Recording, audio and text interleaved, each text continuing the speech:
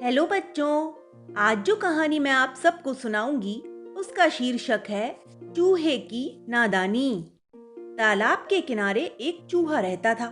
वह अपने बाल बच्चों सहित प्रायः बिल से बाहर आ जाता।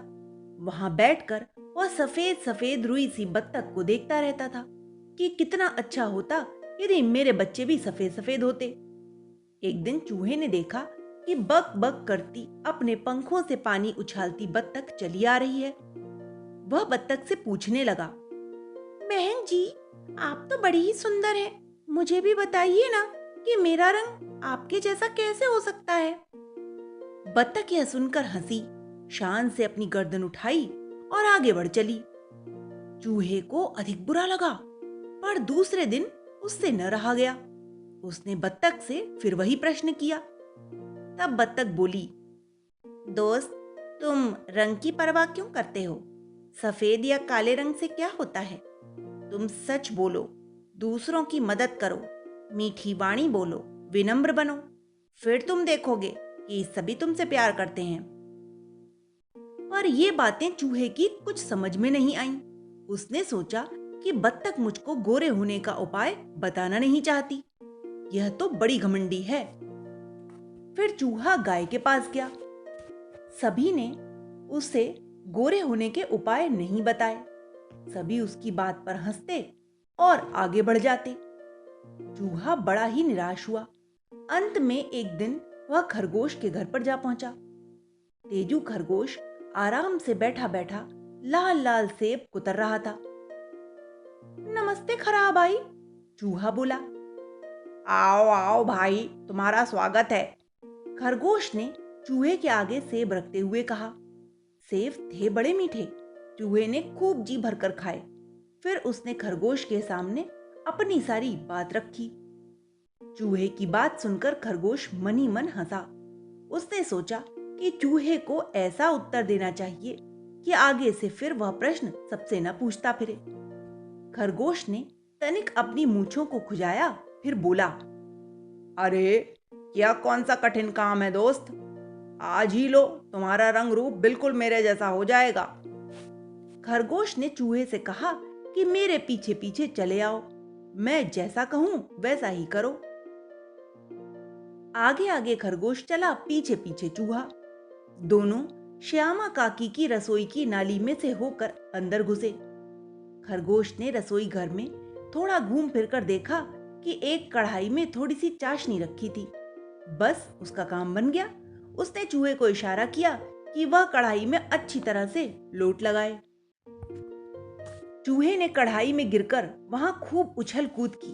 अच्छी तरह शरीर पर चाशनी लपेटने के बाद वह बाहर निकला। फिर खरगोश उसे दूसरे कमरे में ले गया। वहां बहुत सारी रुई रखी थी।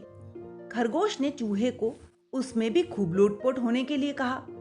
चूहे ने वैसा ही किया। फिर खरगोश उस चूहे को लेकर अपने घर आ गया। वहां उसने उसे शीशे में दिखा दिया। चूहे ने जैसे ही अपना प्रतिबिंब देखा तो वह खुशी से उछल पड़ा। यह क्या? उसका सारा ही शरीर खरगोश जैसा सफेद सफेद और फूला हुआ हो गया था। चूहे ने खरगोश को धन्यवाद दिया। फिर वह अपने घर वापस लौट आया। रास्ते में चूहे को जो भी देखता, आंखें फाड़ कर देखता ही रह जाता। वह बड़ा विचित्र लग रहा था। जंगल के जानवरों ने ऐसा अजीब जीव कभी नहीं देखा था। सबसे पहले उसको कौवे ने देखा। वह डर कर भागा। कांव कांव करके मैना, तोता, हंस, बत्तख, बंदर, रीछ, शेर सभी को यह बता आया कि उसने जंगल में एक विचित्र जीव को देखा है। वह सभी को नष्ट कर देगा। फिर क्या था, सभी जानवर, सभी पक्षी मिलकर निकल पड़े। जैसे ही चूहे को देखा तो उसे मारने के लिए पिल पड़े। चूहा बेचारा चूं चूं करके रोने लगा। मैं तो चूहा हूं, मैं तो चूहा हूं, ऐसा जोर जोर कहकर पुकारने लग गया। यह झूठ बोलता है, तोते ने जोर से कहा। नहीं भाई, मैं सच कह रहा हूं। तब तक भीड़ को चीरती हुई एक आवाज आई। नहीं भाई, यह ठीक कह रहा है। वह खरगोश था। और यह कैसे हो सकता है? कौवे ने पूछा। खरगोश ने सारी कहानी सुनाई। तब सभी जानवर अपने अपने घर वापस लौट गए। मूर्ख है यह। कहते हुए तोता मैना सभी उड़कर चले गए। रह गया केवल खरगोश। आज चूहे को बड़ी ग्लानि हो रही थी। सभी ने उसका खूब ही मजाक बनाया था। दुख के कारण सिसक सिसक कर रो रहा था। खरगोश ने चूहे की पीठ पर हाथ फिराया, फिर उसे सांत्वना दी, थोड़ा समझाया और उसके आंसू पोंछे। फिर तालाब के किनारे ले जाकर स्नान कराया। तब सारी चाशनी और रुई साफ हो गई। खरगोश ने भी चूहे को बत्तख की ही भांति समझाया। वह कहने लगा, भाई, जो बुरी बात सोचता है वह बुरा होता है, जो बुरे काम करता है उसका बुरा ही होता है। जो अच्छे काम करता है उसे सभी प्यार करते हैं, फिर वह चाहे काला हो या गोरा, चाहे वह कुरूप हो या सुंदर। सभी चाम को नहीं, काम को प्यार करते हैं। तन को साफ सुथरा रखो और अपने अंदर सुंदर गुण विकसित करो, यही सच्ची सुंदरता है। अब चूहा सोचने लगा कि काश मैं पहले ही उस बत्तख की बात को मान लेता, तो आज मेरी इतनी हंसाई नहीं होती। चूहे ने अपने कान पकड़े, उन्हें पकड़ पकड़ कर खूब खींचा और प्रतिज्ञा की कि आगे से अब ऐसी बेवकूफी कभी नहीं करेगा। तो बच्चों, इस कहानी से हमें यही शिक्षा मिलती है कि भगवान ने हर जीव को, हर प्राणी को अलग अलग बनाया है। उन्हें अलग अलग प्रकार के रूप रंग दिए हैं।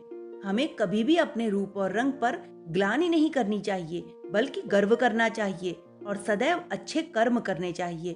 उसी में हमारी सुंदरता है।